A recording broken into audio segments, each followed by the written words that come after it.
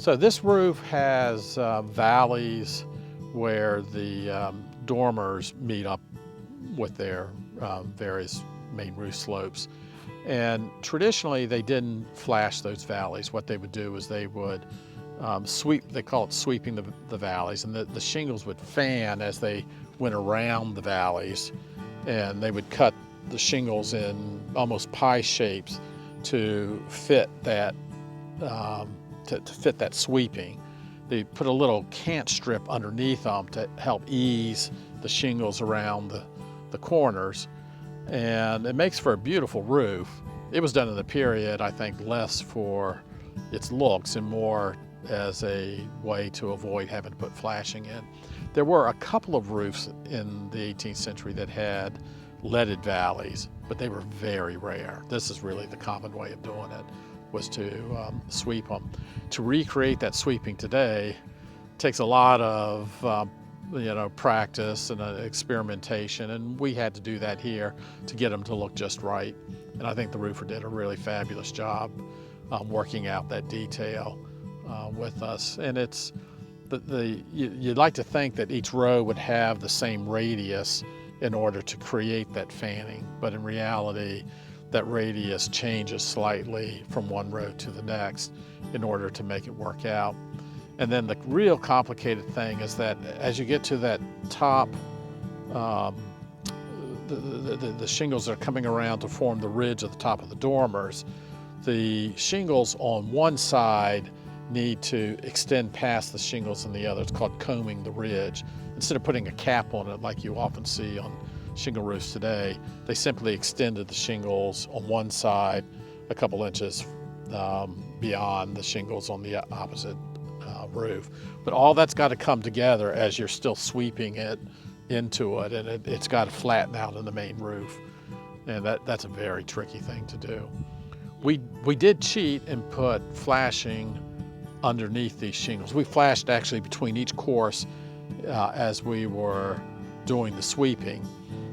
You see none of this, but just in case something leaked, they're flashed between each courses, and the valley underneath is flashed, all as a safety measure. But otherwise, we really wanted to limit how much kind of flashing there is on the roof, because you want those shingles to breathe from underneath. The extraordinary find here is where the roof of what had been over the stair tower, this kind of rear wing to the main house, how that roof was treated as it fitted into the back of the main roof of the house. And so we know that there was this clapboard base that was put on everything. The main roof gets a clapboard base, the wing gets a clapboard base, and where the two met, they put clapboards that they bent to fit the valleys. Almost like the sweeping of the valleys with their shingles, they've done them with horizontal boards that are bent around.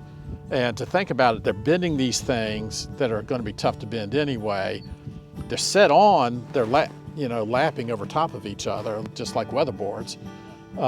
They're doing all of that, and they're trying to make it watertight. And my guess when we were looking at this roof from underneath was that the shingles followed that curve and swept the valley. But in fact, we discovered that did not happen, that there are no nail holes in the valley for the shingles to go through. So those valleys were exposed, and they simply tucked the ends of those clapboards that are being bent around the corner underneath the clapboards that are coming from the main roof. In fact, as these clapboards, as I said, are 4 or 5 foot long, and at the ends of them, they feather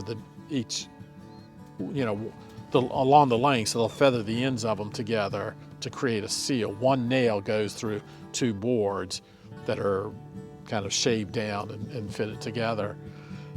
To create those curved boards, the first thing they did was they split the boards very thinly. The thickest board I could find was just shy of 3/8 of an inch thick. So they're very thin boards going around there, which helped them bend them, but you'd think wouldn't give them much life. And yet they worked for at least 50 years, so you can't argue with it. I mean, it was something that was successful. So they fit them and they bent them in there. And then the shingles on the main roof came up and stopped short, I don't know, 18 inches or something of that valley, at least on the main roof. We don't know if the shingles continued on over top of the stair tower roof, just because nothing survives back in there, but presumably they continued once you got beyond the valley. They were doing everything they can to make that area watertight without adding any kind of flashing or tar or any kind of other product up there to facilitate it.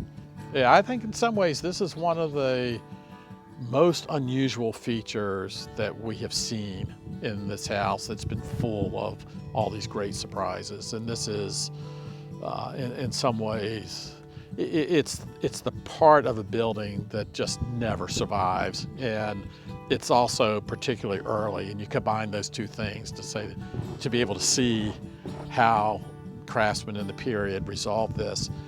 And you might think that this was an idiosyncratic case where one person figured it out, did it this way, and the next guy's doing it another way. However, since we discovered it here, there's a house in southern Maryland, a place called Melwood, that dates from 1714, and it's missing its rear wing, just like we are here.